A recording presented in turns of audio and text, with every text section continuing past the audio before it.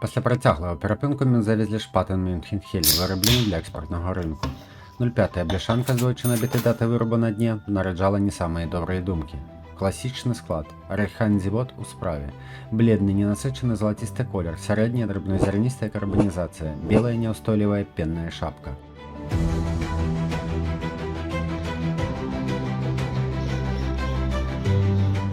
Дуже дефектний нос з мокрим кордоном і пахом котика. Пахне вельми старим пивом, хо даденные на бляшанцы кажуть проотворотные.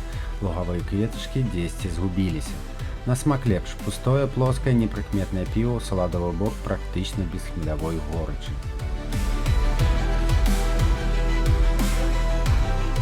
Посредне просто євролагер з дефектним носом, видать, немцы вирішили, раз увесь світ любить смердючую корону, то і смердючий шпатен так само буде проглинатися рекордними об'ємами.